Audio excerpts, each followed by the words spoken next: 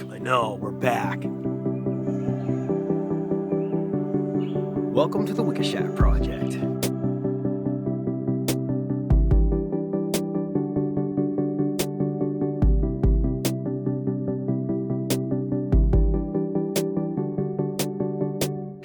If you are new to the channel, we are a small family of 4 that moved from the city of Boston, moved all the way down to Tennessee. We're now off-grid. Something big behind me. At least that camera's got my back and I can watch.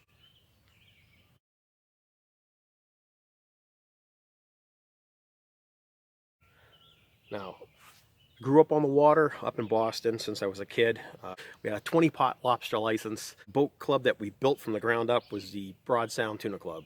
That place had pool tables, it had a bar in there, there was a grill, everything you could think of, right? Pretty awesome. Fillet table, enough for at least 24 boats. Now, I've been fishing with my dad since I was about 7. In these clips here, as I talk about my family, as I talk about my dad going fishing as a kid, you can hear that Boston accent getting thicker and thicker as I talk. Mostly, we did lobsters right off the east coast of Boston, out by Gray's Light. The typical average depth of that area was about 30 feet or 10 meters. Look at me doing conversion. Smart guy. The wonderful thing going out there fishing was, just being out in the wild, There was always the threat of getting hooked for you or drowning, or drifting out to sea. I mean, that's fun times, right? And I enjoyed that. My dad taught me a lot of things as a kid growing up. A lot of that had to do with, survival. That you could earn a living at your own risk. Yeah, we earned a living doing that. Fishing was a major thing for our family. Being in the salt water is just kind of comes natural to me. Taught me how to use rod and reels, how to tie knots, the differences of how to fish on different times of the day. It was kind of innate. I could spot pools of fish without binoculars. I think my dad was losing his vision as he got older. I have blurry eyes myself. I should be wearing glasses only when I'm driving. I mean, I could spot a school of mackerel, pogies, stripers. Oh, you should see the bluefish when they cut through the water. It's awesome. The gear we used was considered, medium to light strength. We did have some heavy rods on there. Again, we were a tuna club. Had we caught any tuna? Not in a long time. Basically, the boat's range couldn't go out far enough. What's called the 390 shelf. You'd go 30 feet, and then all of a sudden, you'd get to the edge right out past Provincetown, and it would drop down to like 350, 390 feet. There were whales out there. We got to see the whales, basking sharks, great whites, makos, an occasional hammerhead when the warm waters would come up. We haven't seen any of those, but I know they're out there. Port beagle. It's a type of a great white. We're in the same kind of family as that. A lot of blue sharks out there. There are a ton of dogfish. Dogfish they're 4-foot long sharks. And when you get into a school of those, either they're going to eat your catch as you reel them up, or you're going to lose your bait. When we'd hit into those swarms of dogfish, we'd just pick up anchor and we'd just drift or move on. We used to troll for stripers. We used to troll for bluefish. The average pound test of the lines had to be at least 40-pound test, because you never know what you're going to hook into. The worst thing you could do is come home with one of those fish stories like, oh, we caught a striper. It was this. This big. It was huge. It's absolutely big. No, you want large pound test. You wanted a braided wire leader on the end. Things got teeth out there, and they'll shear through monofilament like that. Fond memory of my dad when we were out there, starving to death on the boat. We'd rip through our coffee in the morning. We'd eat through our half-dozen sandwiches. By 12 o'clock, we're not coming home till like 6, 8 o'clock, maybe 9 o'clock at night. We fished all day. You're out there, you've got to be careful about the sun. Not only is the sun dangerous coming down, but the reflection of the water coming back up, you get double exposure. What's going to happen? We'd come home with 1st and 2nd degree burns and blisters, and yeah, unfortunately, it can cause skin cancer if you're out there too much. Always use protection. Yeah, you should always use protection. You got to slap on that sunscreen, take care of yourself, wear a hat, long sleeve shirts if you can do it. It's going to save your skin in the long run. My dad had a side job working the bar. I was a bartender. I used to wake up in the morning with him. I'd clean out the ice bins, clean out the buckets, wipe down the stools, the tables, and a smart guy, right? Funny. He'd take change and he'd throw it around the place. And, as a kid, collecting $2 or $3 in change was amazing. No wonder why there was a small reduction in my allowance. After we'd clean the bar, we'd fill up a bucket just to make sure that our fillets would stay cold.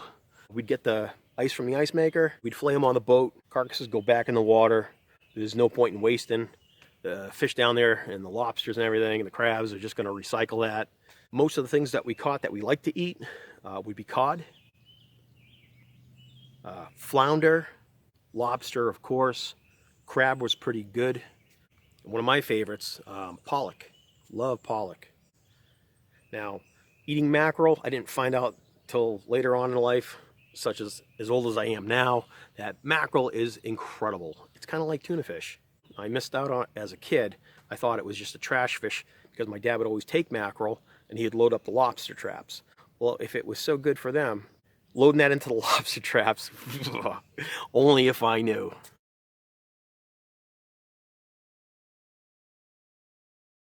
How did we used to cook the fish in New England? It was pretty simple. Just get a big black iron skillet. We'd drop butter on there. We'd cut a lemon up or a lime, set that aside. Cheez-Its or saltines. We'd crush those up and just press them on the fish, add a little bit of salt to it, throw that butter in the pan, and it was said and done. The fish was done. After it was cooked, we just hit that with a little bit of lemon and serve it. One of the most weirdest fish we've ever caught in a lobster trap was a monkfish. Teeth like a person. You know, thinking about eating that while that thing's smiling at you. It didn't seem appealing at the time. I wasn't into it. I did try monkfish. It was all right. You know, not my favorite. I like my cod. I love my flounder. My brother and I, when we grew up together, would go out to the woods. There's a place in Boston called Breakheart Reservation. He'd take me out there, and we would just walk and walk and walk until we'd find these little pools and little vernal ponds. It had two major lakes. There was the upper lake and the lower lake. Things that we caught there were bass, lots of sunfish, crappie, chain pickerel. Fun, absolutely fun fish to try to catch. I mean, they'd just cruise in and they'd look. You know, live bait was cheating. If you use live bait, you know, you're pretty much cheating if you're going fishing. Artificial lures is safer for the environment, not if you lose them. I mean, they've got those hooks in the water. You know, anytime I go in the river or the ponds, I'm always thinking there's hooks in there. As a fisherman, getting that hook slammed into my foot, yeah, it's not fun to get out. How can you get a hook out of your hand? Well, it's got a barb on it. So there's that little hook and then there's a barb. What you want to do is you want to pinch down that barb and then you can back it out, retract it. Or if you've got the ability to clip that barb tip off and then you can extract it. Probably should seek medical help afterwards. I hope you guys enjoyed this episode of the Wickshire Project. Something a little bit different. I thought I'd just give you a little chat too. Come talk to you and share a little bit about myself, what's going on, some of my thoughts this morning, anything running through my head. If you like this video, please like, subscribe, hit that notification bell. Come on back here. We're a tiny, secretive channel. We're in Tennessee. We're off-grid. There's more to come. Stay tuned, and we'll catch you on the next one.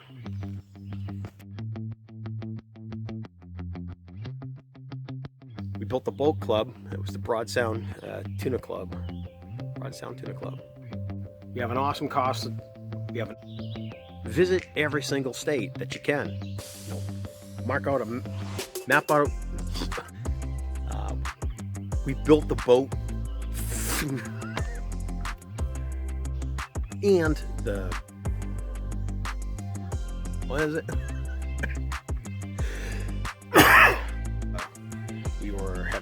We had a 20 pot. Yeah. Got bugs running all over my camera. You. Hope you guys enjoyed this season. Well, hope you guys enjoyed this short, weird. Hope you guys enjoyed. Yeah. Hope you guys enjoyed this. And the fish was.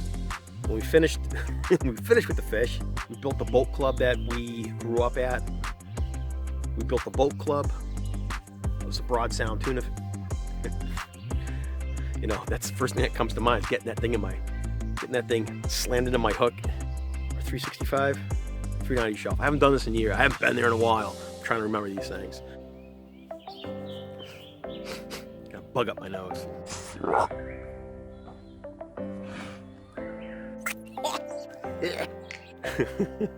Just enjoy it.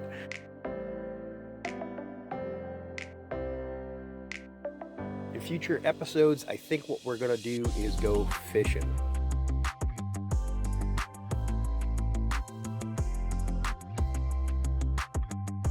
What is it called? Don't get old.